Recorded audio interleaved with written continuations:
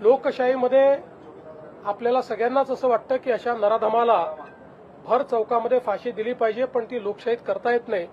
लोकशाही कायद्याने चालते, पण कोणाला कायद्याचा दुरुपयोग करता येऊ नये या दृष्टीनं कुठलाही लूपहोल न ठेवता या नराधमाला यमसदनी कसं पाठवायचं, त्याला मृत्यूदंडाची शिक्षा कशी होईल, अशा प्रकारचा संपूर्ण प्रयत्न हा राज्य शासनाच्या वतीनं त्या ठिकाणी केला जाईल.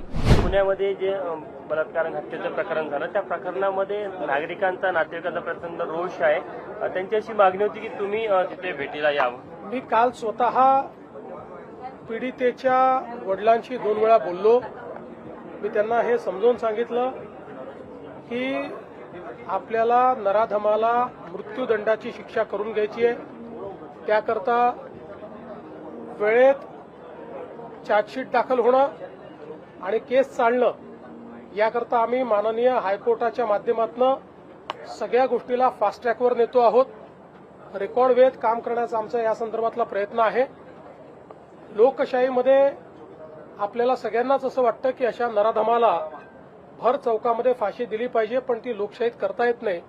लोकशाही कायद्याने चालते, पण कोणाला कायद्याचा दुरुपयोग करता येऊ नये या दृष्टीनं कुठलाही लूपहोल न ठेवता या नराधमाला यमसदनी कसं पाठवायचं, त्याला मृत्यूदंडाची शिक्षा कशी होईल, अशा प्रकारचा संपूर्ण प्रयत्न हा राज्य शासनाच्या वतीनं त्या ठिकाणी केला जाईल.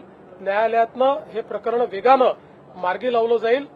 तशा संदर्भातलं एक लेखी पत्र देखील आम्ही पीडितेच्या कुटुंबाला दिलेलं आहे.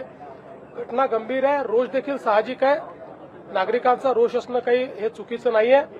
मला असं वाटतं एवढंच आहे की त्या ठिकाणी काही लोक हे त्याही परिस्थितीचा फायदा घेऊन काही वेगळ्या पद्धतीचं वळण लावण्याचा प्रयत्न करत होते. पण मी मुलीच्या वडिलांचे आभार मानतो की त्यांनी ती परिस्थिती समजून घेतली आणि सीपींशी चर्चा केल्यानंतर त्यांनी हा निर्णय केला की आम्ही हे कॉल ऑफ करू. दुर्दैवाने काही लोक त्यांनाही जाऊ देत नव्हते, त्यांनाही अडवायचा प्रयत्न करत होते. ते लोकही कोणात हे लक्षात आलेलं आहे, पण ठीक आहे. आता त्याच्याबद्दल फार काही आपल्याला करायचं नाहीये. मात्र मुलीच्या वडिलांनी जो काही त्या ठिकाणी ती भूमिका घेतली त्याबद्दल आम्ही त्यांचे आभारी आहोत आणि या कुटुंबाच्या पाठीशी आम्ही ताकदीने या प्रकरणातील जो आरोपी आहे त्याच्यावर 2019 मध्ये देखील एक गुन्हा दाखल झाला, म्हणजे पुराव्याअभावी त्याची म्हणूनच आता त्याचे जुने गुन्हे देखील काय आहेत हे शोधून काढले जातील. कोणी लॅप्सेस ठेवले होते का ते देखील बघितलं जाईल. या प्रकरणात देखील खबरदारी घेतली जात आहे. याच्यात तो बाहेर येऊ शकत नाही.